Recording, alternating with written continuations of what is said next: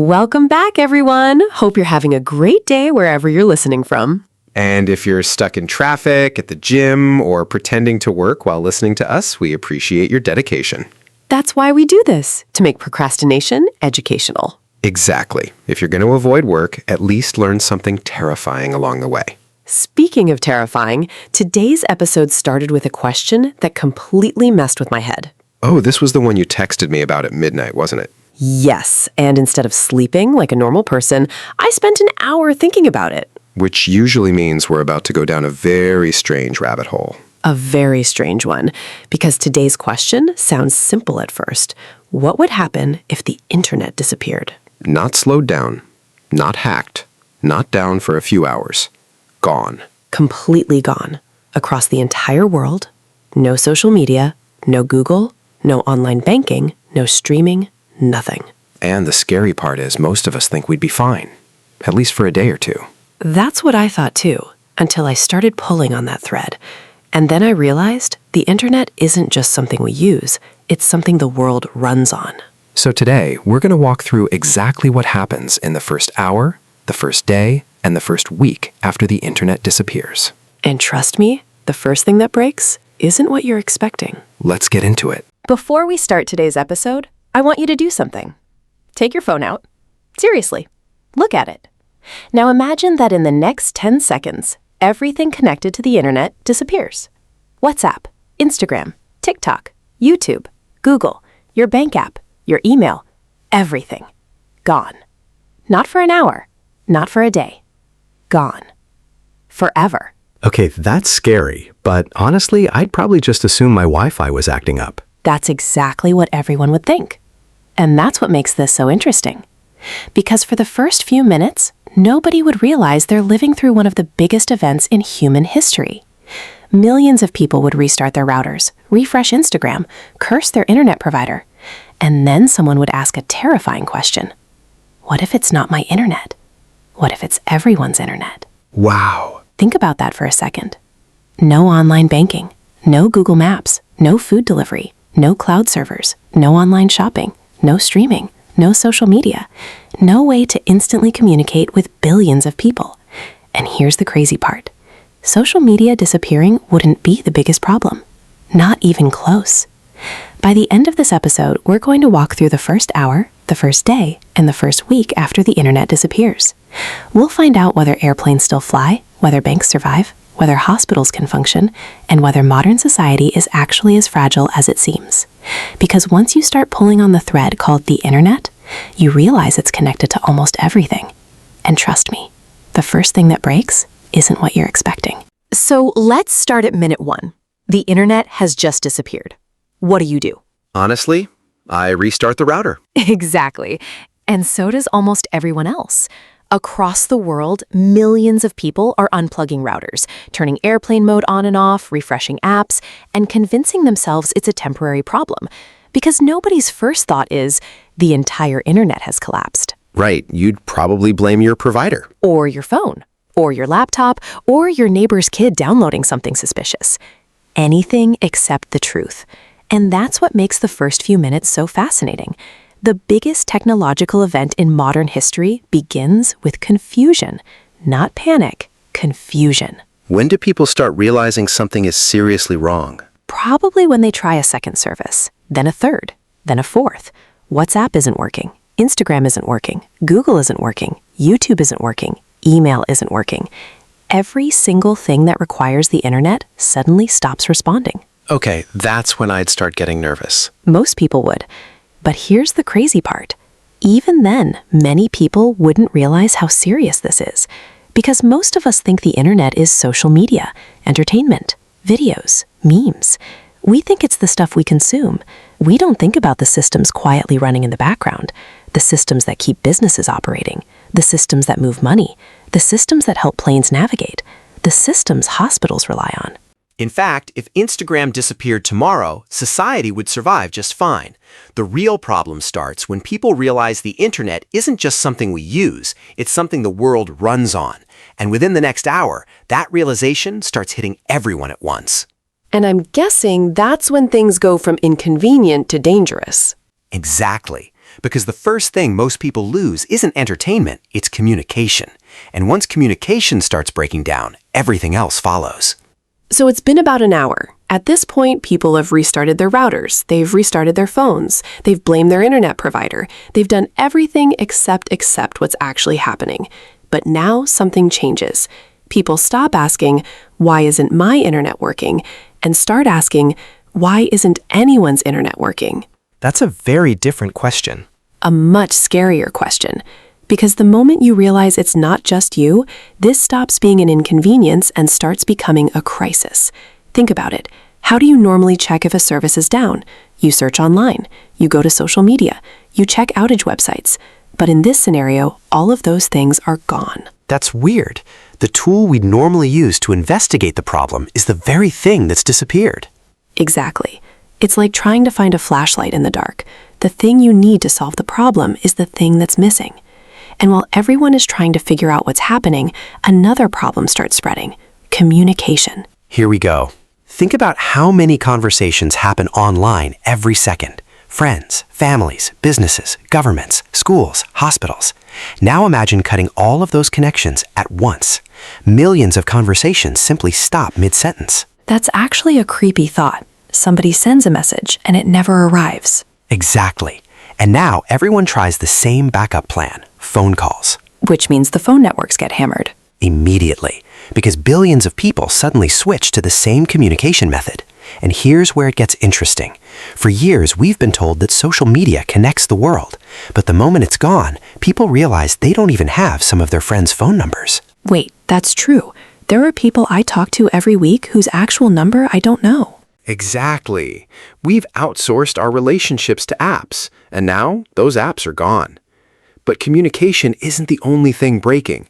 Something else is quietly beginning to fail: transportation. You mean airplanes? We'll get to airplanes, but let's start with something simpler. Imagine you're hungry. You open a food delivery app. Nothing. You need a ride. No ride-sharing app. You need directions. No maps. No traffic updates. No route suggestions. Okay, I can survive without social media, but losing navigation would be rough. For a lot of people, incredibly rough. We've become so dependent on GPS that many of us don't actually know how to get places anymore. The phone does the thinking, the phone does the remembering, the phone does the navigating. So within an hour, people are already discovering skills they've forgotten. Exactly, and that's the hidden theme of this whole story.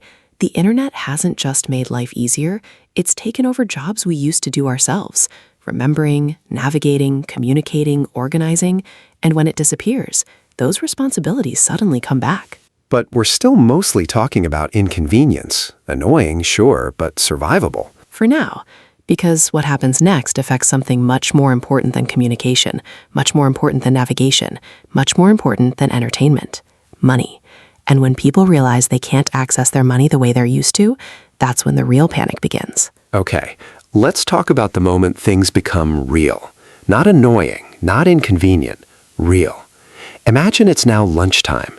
The internet has been gone for several hours. People are still waiting for it to come back. But then someone tries to buy something. And that's when the next domino falls. Money. Money. Because here's the thing. Most of us don't actually use money anymore. At least not physically.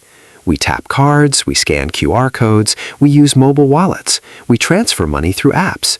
The majority of our financial lives exist digitally. That's true. I can go weeks without touching cash. Millions of people can, and that's fine until the system disappears.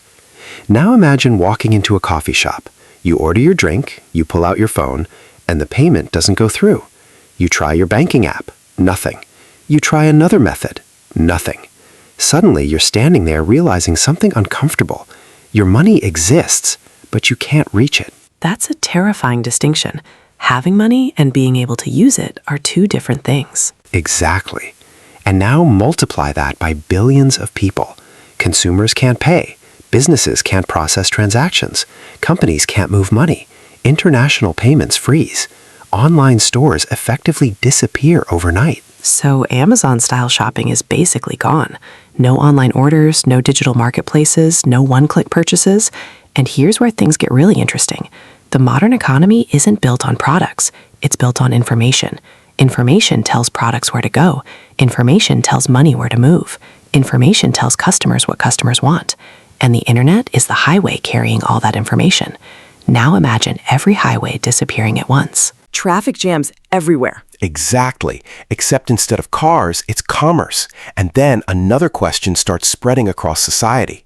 Not when is Instagram coming back? Not when is Netflix coming back? But do I have enough cash? Wow, the priorities change fast. Very fast. People start checking wallets, ATMs become crowded, stores start seeing unusual behavior, and something that seemed old-fashioned yesterday suddenly becomes valuable again. Physical cash. It's funny how quickly technology can make us forget older systems. And crises have a way of reminding us.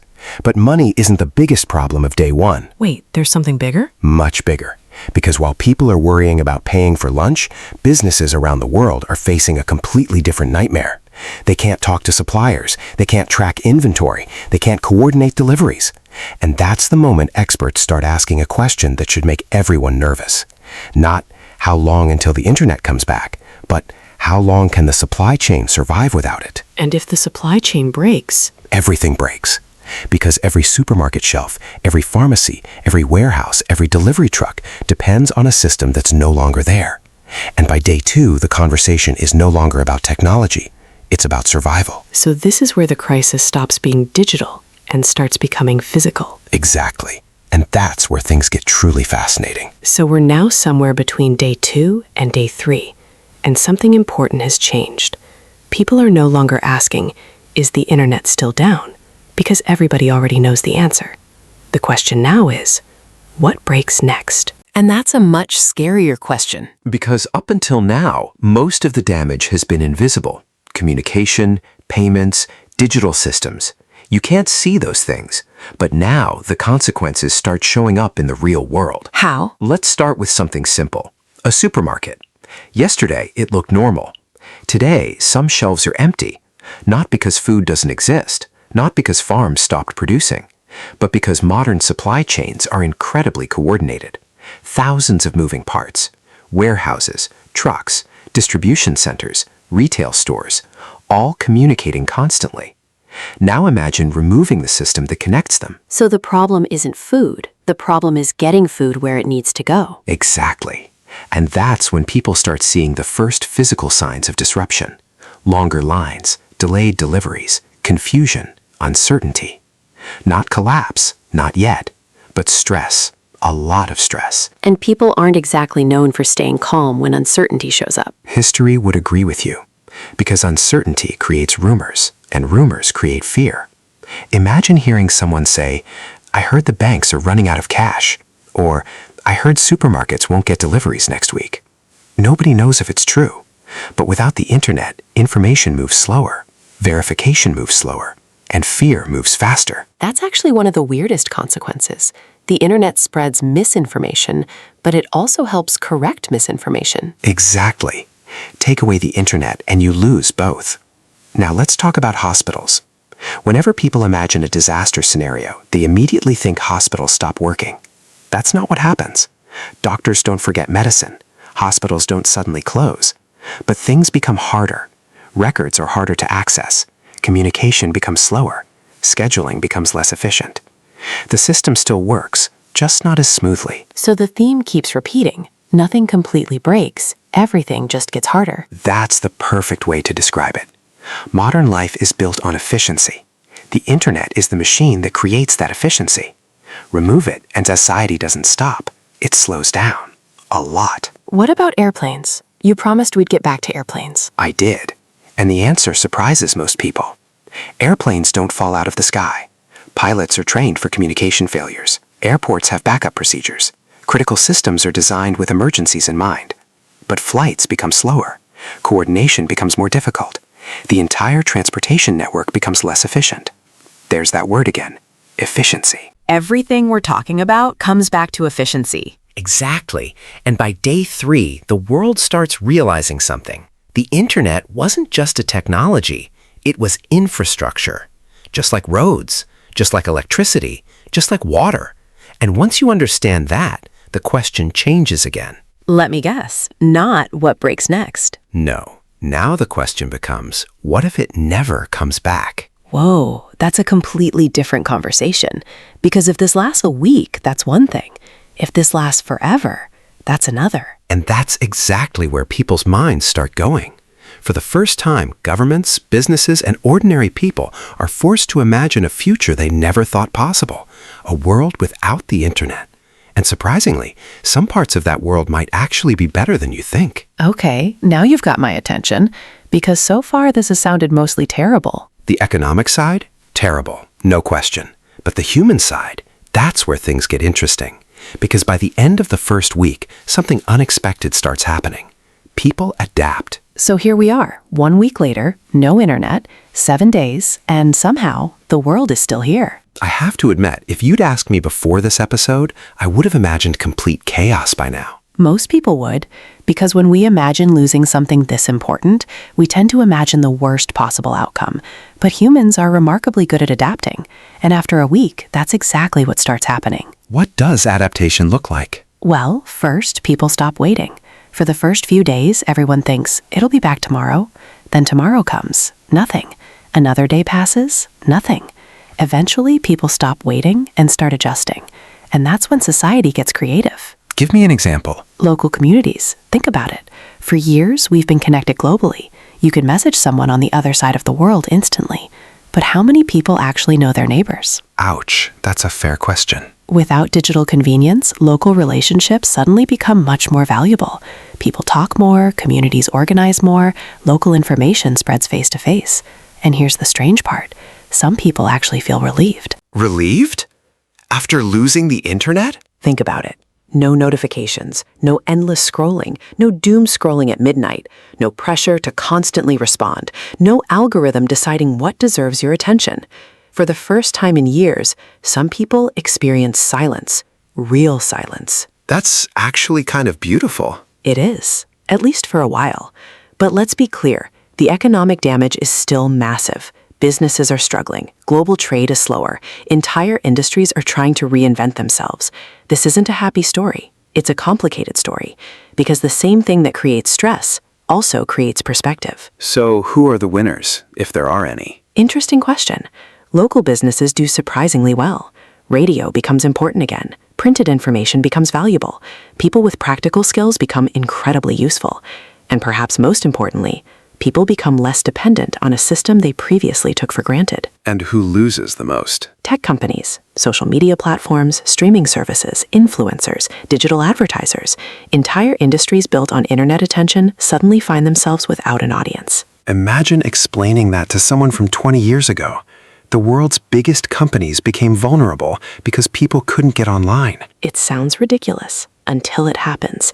And that's what makes this thought experiment so fascinating. It exposes something we rarely think about, how much of our modern identity exists online. Our work, our friendships, our entertainment, our memories, even our sense of self. That's a heavy thought. It is, because now we arrive at the biggest question of the entire episode. Not what happens after a week, not what happens after a month, but what happens if the internet never returns. Because that's when we're no longer talking about a crisis. We're talking about a new civilization, a completely different world.